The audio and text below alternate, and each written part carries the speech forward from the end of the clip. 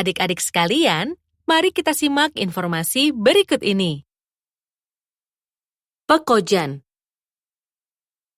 Pekojan merupakan salah satu tempat bersejarah di Jakarta. Nama Pekojan menurut Vandenberg berasal dari kata koja, istilah yang masa itu digunakan untuk menyebut penduduk keturunan India yang beragama Islam. Daerah Pekojan pada era kolonial Belanda kemudian dikenal sebagai Kampung Arab. Pemerintah Hindia Belanda pada abad 18 menetapkan Pekojan sebagai Kampung Arab. Kala itu, para imigran yang datang dari Hadramaut atau Yaman Selatan ini diwajibkan lebih dulu tinggal di sini. Setelah dari Pekojan, mereka menyebar ke berbagai kota dan daerah. Di Pekojan, Belanda pernah mengeluarkan sistem Passenstelsel dan Wickenstelsel. Artinya, mereka tidak saja menempati suatu permukiman khusus, tapi juga harus memiliki pas atau surat jalan jika bepergian keluar wilayah. Sistem macam ini juga terjadi di Kampung Ampel, Surabaya, dan sejumlah perkampungan Arab lainnya di Nusantara. Kampung Pekojan merupakan cikal bakal dari sejumlah perkampungan Arab yang kemudian berkembang di Batavia. Dari tempat inilah, mereka kemudian menyebar ke Krukut dan Sawah Besar, Jakarta Barat, Jati Petamburan, Tanah Abang dan Kuitang, Jakarta Pusat, Jatinegara dan Cawang, Jakarta Timur.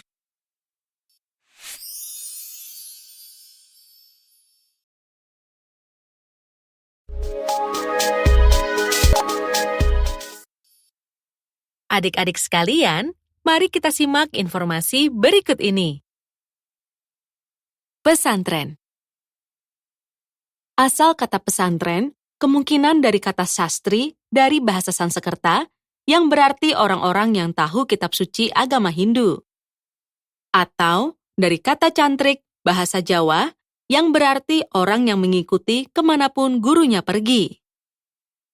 Fenomena pesantren telah berkembang sebelum Islam masuk. Pesantren saat itu menjadi tempat pendidikan dan pengajaran agama Hindu. Setelah Islam masuk, metode pendidikan agama dalam agama Hindu ini dipakai dan diadaptasi dalam bentuk pesantren. Pesantren pun menjadi sebutan umum dan lazim untuk asrama tradisional pendidikan Islam. Siswa tinggal bersama untuk belajar ilmu keagamaan di bawah bimbingan guru yang disebut kiai, dengan materi yang diajarkan sebagian besar meliputi hukum atau syariat Islam. Asrama siswa berada di dalam kompleks pesantren tempat kiai berdomisili. Dengan kata lain, pesantren dapat diidentifikasi adanya 5 elemen pokok, yaitu pondok, masjid, santri, kiai, dan kitab-kitab klasik atau kitab kuning. Setelah pendidikan formal barat diperkenalkan, materi-materi yang diajarkan di pesantren bertambah. Banyak pesantren menjadi pelopor perlawanan terhadap pemerintah kolonial Belanda, di antaranya perlawanan rakyat Cilegon, Banten, yang dipimpin oleh Tubagus Ismail pada tahun 1818.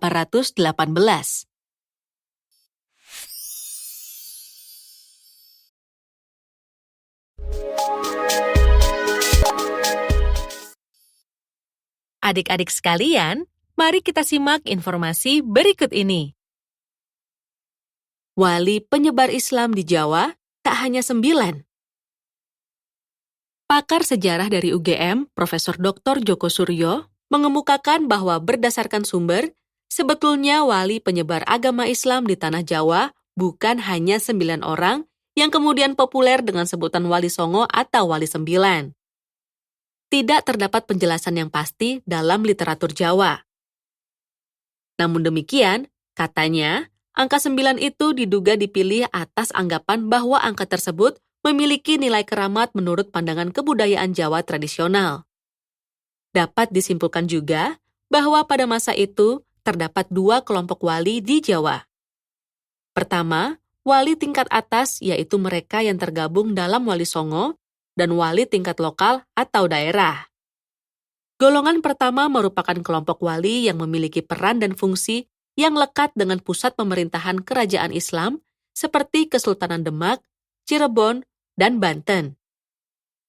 Wali 9 secara fungsional menjadi penasihat sultan atau raja bahkan kadang-kadang ikut terlibat dalam dinamika politik kerajaan.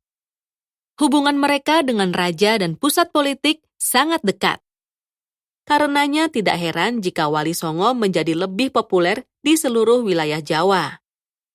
Sementara itu, tokoh wali lokal dengan terbatasnya jangkauan fungsi dan perannya lebih dikenal di daerahnya saja. Ia menjelaskan bahwa kedudukan 9 wali sangat tinggi, kuat, dan istimewa. Selain sama-sama wali, mereka juga terikat hubungan vertikal dengan penguasa kerajaan tempat mereka berperan sebagai penasihat pemerintahan dan secara horizontal terjalin hubungan keluarga dan kekerabatan melalui perkawinan. Bahkan, peran Wali Songo sebagai penasihat kerajaan Islam pada waktu itu sedemikian besarnya hingga lebih tinggi dari Sultan, seperti yang ditunjukkan oleh Sunan Giri, sehingga segala kebijakan dan keputusan penting kerajaan harus melalui mereka.